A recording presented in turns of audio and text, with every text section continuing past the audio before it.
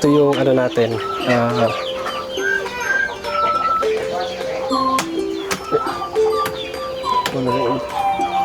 Ito yung sa setter. Ito lang yung nakaload eh. Mamaya magsasalang din ulit ako ng itlog dito eh. Ayun yung nandun sa kanina, sir. Ito, nakalapag yung to. mga nandyan pa, tapos yung iba kasi nasa... Actually ito, nag-start naman ako sa habit lang talaga. Kumbaga, stress reliever. Stress reliever na pag nakita. Kasi pag, eh. hindi kasi ako po nag-start ako sa 16 pieces na black astrolord. Tapos, yun, dumami sila hanggang iba't ibang breed na yung dinagdag ko. Ano yung napansin niyo, sir, sa na parang, di ba yung iba, yung paitlugan lang, yung manok lang na naka-cage. Sa kumpara sa free-range chicken, ano yung pinagkaibahan nila?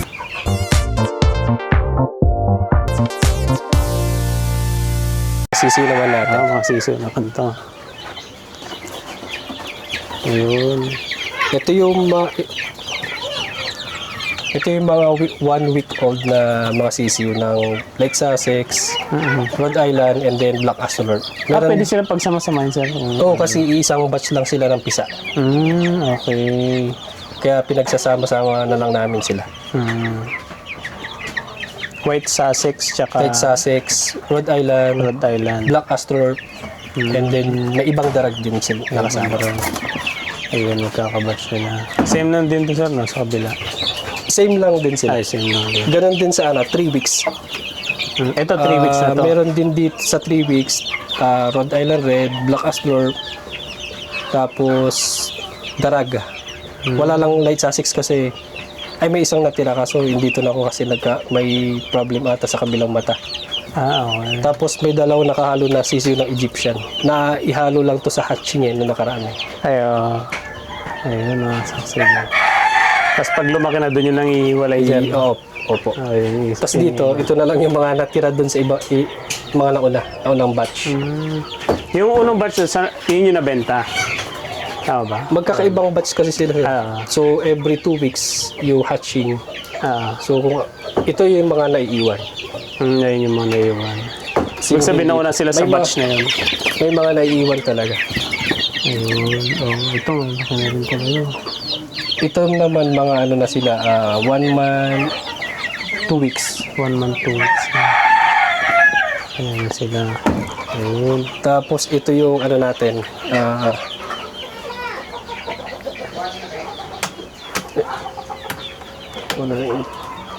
ito yung sa setter.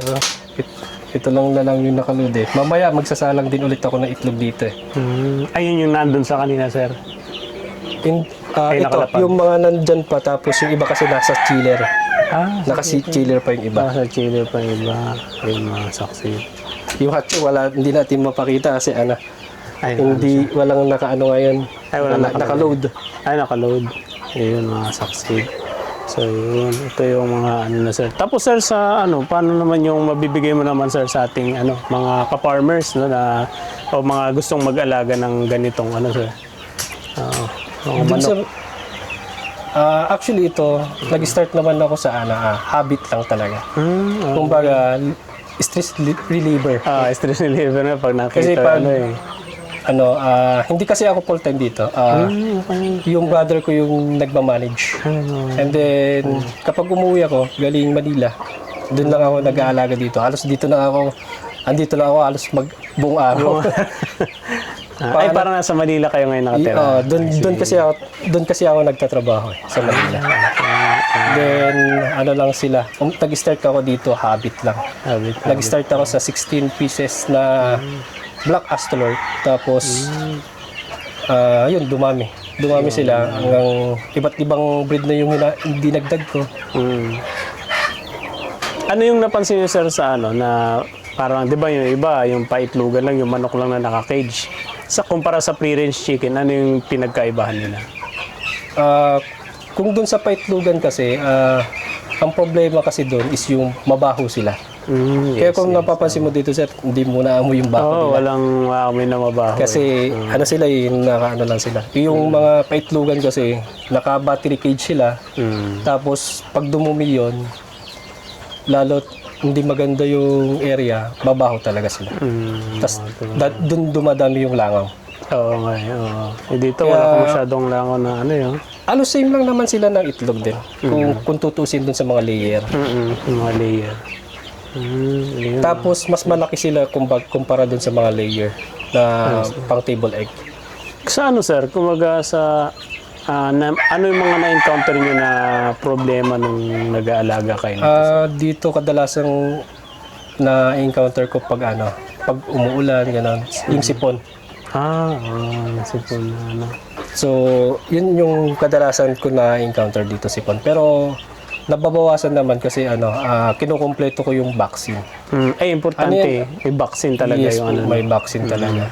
Kasi Vaccine protection din kasi nila yun eh. Kasi kung hindi mo sila binabakunahan, wala din silang panlaban dun sa sakit. Sa sakit, ayun. So, compare dun sa may bakuna tas walang bakuna, mas mabilis i-cure yung may bakuna. Compared dun sa walang Kasi bakuna. naagapan mo na sa Oo, may na sila eh, parang may panlaban na sila na sa sarili nila. sarili nila. Ayun, sakit. Pero para sa inyo, sir, ilang years na kasi nag-aalaga? 2023 pa. 2023 ba, no? Nag-start ako sa Bayambang pa. Kay Bayan ba? Tapos last year, lumipat ako dito sa Malasiki. Kaya ano talaga, parang nakakaano ng stress din at saka syempre business na rin, sir. Oo. Nag-start siya sa stress reliever talaga siya. Pero this year pinupush ko na siya sa business kasi business na. kung pang sarili lang talaga siya. Masakit din sa bulsa kasi madami na sila.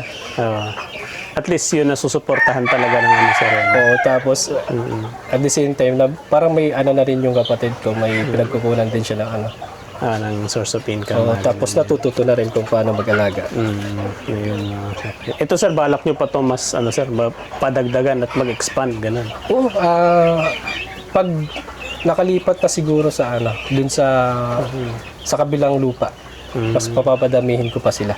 Actually, magdagdagdag din ako ng yun yung sa Light Sussex na shoreline. And then plano ko din magdagdag ng Rhode Island na Red Queen na pang show type. Siguro kung hindi this year, baka next year. Ay, yung mga Rhode Island may pang show type din pala. Madami yung sa Rhode Island, daming show type doon. May mga Maximus, may mga Jumbo Line, Red Queen, mga ganyan mga show type nila doon. Iba't iba talaga. And then sir, kung meron kayong may mga binibenta kayo, available na product, sir. Pwede nyo sabihin kung ano yung available na binibenta nyo. Ngayon, may available ako dito na mga 1 week old and then 3 weeks old and then may RTL din na quadro. So, for 1 month old pababa, nagbibigay ako ng free na isa for every 10 pieces. Every 10 pieces. May binibigay ako free doon. So, ang parang gawin nila, sir, mag-walk-in na lang dito, no? Para Oo, mas ina-encourage ko sila na mas maganda pag mag-visit sila. yung visit sila. Kasi yun, mas makakapagpili sila and then makikita nila yung breeder. And then makikita din nila yung mga kung paano yung setup Kung paano yung setup niya. ng mga brooder. Anong mga licer yung mga available na sa inyo? Meron tayo dito Black Astrolorp and then Rhode Island Red. Rhode Island Red, Black Astrop at saka Rhode Island Red. And then Light Sussex na rin pala. Light Sussex. Ayun, mga saksid. At syempre, mag-message na kayo kay sir. Dahil may page sila, sir. No? Papakita natin yung Facebook nyo, sir. No? Tsaka yung number nyo na rin, sir. Ilagay na rin natin. No? Lalagay na rin natin, mga saksid, para direkta kayo kay sir na makapag-usap kung ano nga ba yung lalo na sa mga nagsisimula na mag-alaga nito at sa mga nag-aalaga na, ayan, maganda. Makapili rin kayo dito kay sir ng mga sisiw na gusto nyo ring maalaga. Then maganda din sa pag kumuha sila sa akin, ang maganda doon, tinuturuan ko talaga sila sa kung paano yung kulungan nila, and then kung ano yung mga gamot, and then yung program pag mula sisiw hanggang paglaki. Parang may guide na sila para hindi naman... may guide na sila. Kahit baka sila pa yung magsawa sa kakatat sa akin eh. Kasi may iba, sir, di ba? Parang after sales wala na eh. Yes, yung problema sa ibang yung mga breeder din. Ako, nag-enjoy kasi ako pag basta about sa manok yung usapan. Okay lang sa akin. I-chat ko sila. I-chat ko sila. madami din akong mga naturuan na hindi marunong talaga. Ngayon, mga months old na yung mga alaga nila. Nagsesend naman sila ng mga update. Kung ano yung, kunya may sakit, tatanungin nila sa akin.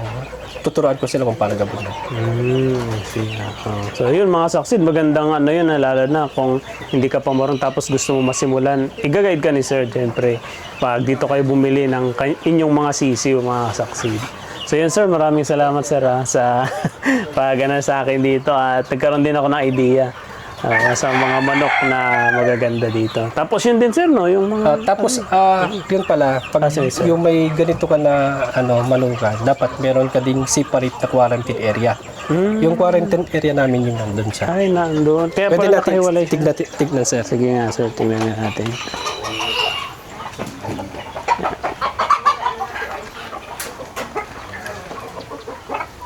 Ay, Kasi ito, ang problema sir, kapag yung wala kang sariling quarantine area, mabilis mahawaan yung iba. So dapat kung may nakita ka ng matamlay o nanghihina, lipat mo na agad sa quarantine area mo. Ito pala katulad nun Sir, yung sinasabi niyo pala, nabasagan ng nagsasags. itlog. So, dito yung recovery area nila. Kasi baka mahawa pa yung ibang Yes. puting na lang. Ayun, Kasi mas masakit sa ulo yun kapag lahat sila nagkasakit. Oo, yun na Sir. Siyempre gastos din, tsaka sa quarantine, tsaka kailangan din Sir, panatilihin din malinis lagi yung Yes, cage. No? dapat laging malinis din. Kasi masisipunin pag Tapos dapat yung mga tubigan nila hindi naaarawan. Oo. Kaya mas, Sir, parang recommendation yun na nakabitin ang kainan tsaka yung tubigan. Oo, mas maganda pag nakabitin. Tapos, yung per kilo, kasi pwede mo silang iwan. Kapag, kunyari, may aalis ka ng 1 to 2 days, pwede mong sobrahan na yung pagkain nila. Lagyan. Para kahit wala na okay lang. Kasi hindi naman hindi naman yung matatapakan eh. Hindi na naman matatapakan. Basta Hindi naman rin siyang- madudumihan. Hindi madudumihan. Ayun, ayos mga saksi. Bali soon, baka pali natin Sir, soon, no, di ba, na makapasyal ulit tayo sa kanila, sa inyo. Sa mas Baka mas malaki. madami na. Mas marami na, ayun. Ayun, salamat.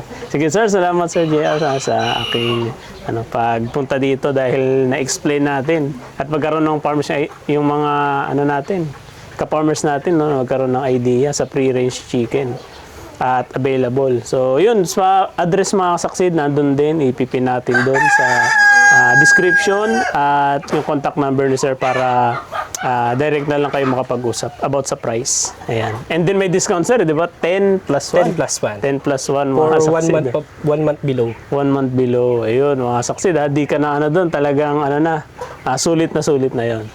Okay. Sige Sir, thank you.